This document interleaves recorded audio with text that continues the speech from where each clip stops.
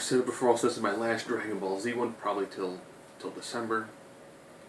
Because there are people who say I have no idea about Dragon Ball Z characters, even though having watched all of Dragon Ball Z, even the movies, except for the most recent one. You know, I'm not as super impressed with characters who spend their entire career just spent fighting. You know, when people talk about, well, they're all planet destroyers, they do hit a point where I think even Videl ended up having almost a similar power level to a Super Saiyan.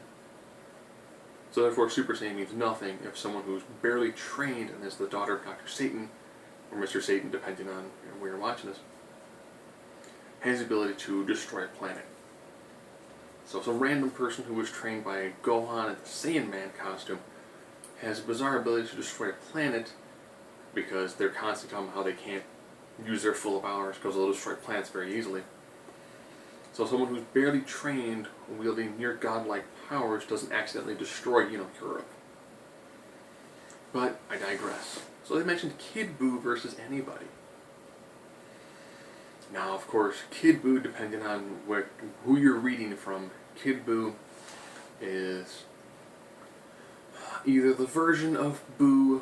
This is the smaller one who looks kind of like a hobbit made of bubblegum and MC Hammer pants, with like a phallus on his head. Some people refer to him being the smaller version up until when he absorbs Gotenks, who is the fusion of Goten and Trunks when they hit about Super Saiyan 3, hence the very long hair. Because some people say after he absorbs Gotenks, but before he absorbs Gohan, when he absorbs Gohan, he becomes a much larger individual.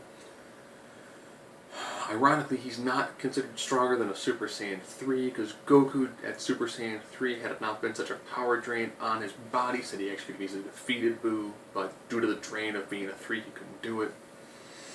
Initially, they were trying to do lots of fusion dancing, but Goku didn't have time to teach Gohan how to do it, so then they threw the magical fusion earrings that they got from one of the Supreme Kais.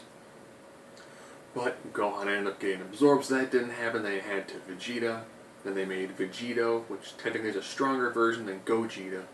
Unless you're watching the Super Fusion Ultra dance they take on, I think it's Janemba, where you get Super Saiyan Double 3 Gogeta that's not as powerful as Super Saiyan 4 that you see in Super and Dragon Ball GT.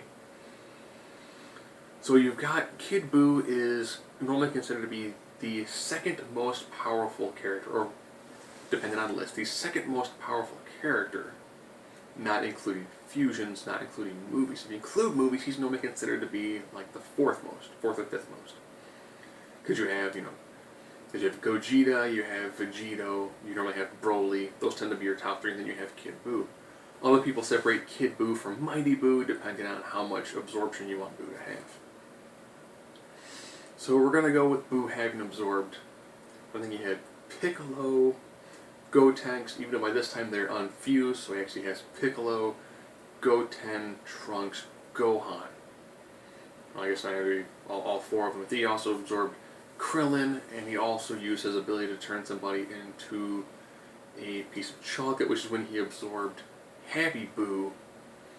Happy Buu was the version who was more rotund. That was the one that Vegeta self-destructed to try to kill, but couldn't. Who later became a tremendous fan of Mr. Satan, and they became really great friends. It was weird to see a dude with an afro who was the most powerful human fighter at a power level of a blistering 100, and essentially a really bizarre monster who was just happy and fun-loving. So it was Happy Buu. So who am I going to put this absolute paragon against? An individual that actually destroyed the Earth. Yes, this is someone who actually destroyed the Earth and destroyed other planets in the past. As well as absorbed Kais. So this person is a very, very destructive individual. They're considered as planet busters, but you see some planets destroyed by Vegeta, but we have no idea of size. We don't know if they're Plutos, we don't know if they're comprised primarily of gas, we don't know their densities. We don't know if the planets in the DBZ universe are of a weaker structure than the DC or Marvel universes. Since in JLA vs. Avengers, they did make direct mention that the Marvel universe is more difficult than the DC universe. Hence, even though their characters appear weaker, they're actually fighting a greater struggle, so therefore they're actually stronger than they appear, to make them more relatable to the DC characters. And of course, Frieza destroying planet Vegeta, Vegeta having 10 times the gravity of Earth. It's either 10 times the size or 10 times the density. So you're looking at gravity pretty much being, in layman's terms, the effect of mass on one object to another. Okay, so I've gotten all that out of the way. Who have I picked to have Kid Buu face? Well, I thought long and hard. I was like, should it be Superboy Prime? No. That doesn't hit me. He was considered the most destructive individual when it came to the Dragon Ball Z universe. He, of course, was defeated by a planet-sized spirit bomb that he was actually able to hold until they went to Namek and then used those Dragon Balls to re-energize Goku, to have Goku then put all of his energy into the spirit bomb, which then entirely destroyed and atomized him. Because ever since Cell, you have to atomize your opponent to defeat them. Even with, I think it's Janemba, I'm probably butchering the name. He was an enemy that had to, of course, be atomized as well, or else he'd come back from the merest portion of a cell. So who am I going to have the most destructive enemy in the Dragon Ball Z universe take on? Well, next year will be the 30-year anniversary of this individual's birth into the DC universe. Unless you want to count, like a billion years ago, and then go to 30 years when he's reimagined and makes his main appearance. Where he took on not just one universe worth of DC heroes, he took on multiple universes of DC heroes. And these are pre-Crisis DC heroes. Yeah, I'm talking about Crisis on Infinite Earth's level Anti-Monitor. The one who's walking with the ability of thousands of universes absorbed into his body. So let's do this. And I do, as always, my 9 criteria of intelligence: fighting ability, strength, speed, durability, invulnerability, energy projection, versatility, and X-Factor. Let's get into this. Alright, intelligence. Kid Buu has been around for like hundreds and hundreds of thousands of years. He is a very, very old creature. Versus a creature that was born at the dawn of time and is an absolute genius. And is a creature that actually has created weaponry that allows him to use his own absorptive energies of antimatter to wipe out full universes. So yeah, intelligence, anti-monitor. Fighting ability. Anti-monitor isn't known for his fisticuffs ability, so fighting ability, yeah, that's going to go to Kid Buu. Strength. Well, seeing as how this individual was able to pretty much backhand pre-Crisis Kryptonians. Now, pre-Crisis Kryptonians were towing planets. Yes, they weren't like, oh, I threw an angel ball and blew up. No. They're pushing planets. Multiple at a time. That's impressive. That's very, very impressive. Pre-Crisis level characters were also able actually to punch the wall of reality later on. Let you know, they're powerful individuals. But if you can backhand somebody who has the ability to tow planets, that's a tremendous amount of strength. Speed. Given the size of Anti-Monitor, he's really not showing that he's running very fast. He doesn't need to.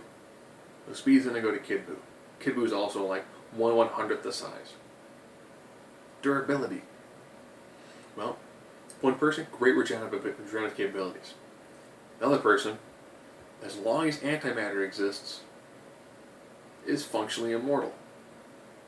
And at this point in time, is walking with the ability of 1,000 absorbed universes. Invulnerability. One person got destroyed by a spirit bomb, which had the power of Earth. Okay.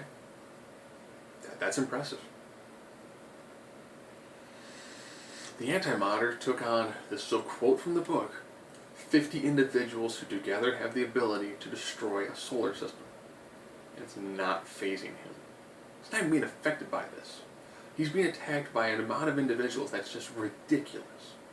When it comes down to how to actually defeat him, they pretty much have to absorb the energy of a star, redirect the energy of a star, while at the exact same time having Alexander Luthor drain the antimatter energy from him while he's being attacked by about 50 individuals.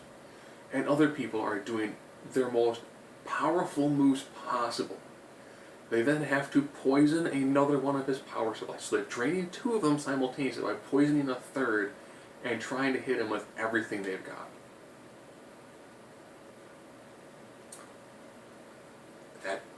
That's a lot.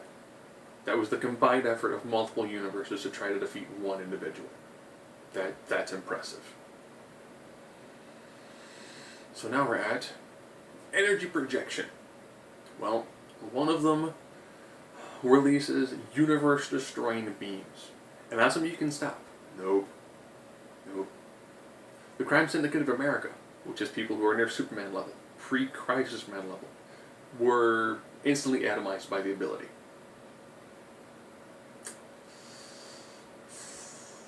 Versatility. I know what you're probably thinking. There's a lot of abilities that Buu has. Buu could totally turn him into a ball of candy. Except for the fact the antimatter is comprised of antimatter, so the moment he would try to ingest the candy, he would be killed because matter and antimatter cannot exist simultaneously. And also, Firestorm didn't have the ability to transmute antimatter. Nobody had the ability to transmute him. So Birch's ability to transmute him into candy, pointless. We could just turn himself into a fine dust like he did trying to take over Gogeta's body. Okay? Gogeta was able to actually force him out. So we'll say he tries to do that again with a person who's a shell with antimatter on the inside. It's a nice way to commit suicide. I'm going to warp myself inside there. And I'm going to become atomized. So, he's got a lot of moves. Entirely pointless to somebody who has the ability to, create his own universe, create his own shadow demons, control rock, he's pretty much got every ability you could possibly want inside a villain. And now X Factor. While Kid Buu was an impressive individual, he had a problem taking on Super Saiyan 2 Vegeta. He did easily defeat Vegeta, but still Super Saiyan 2 is comparatively weak to what you see in pre-Crisis level DC superheroes. And then he was defeated by a Super Saiyan 3 Goku, okay? Who again is leagues behind what you see in pre-Crisis Superman. Super Saiyan level 3 Goku, a very strong individual. I don't see him having to gingerly make sure that when he's moving planets, he's not destroying them. Because anybody can push a planet and leave an indentation and have other sorts of issues. This is a nice, slow control.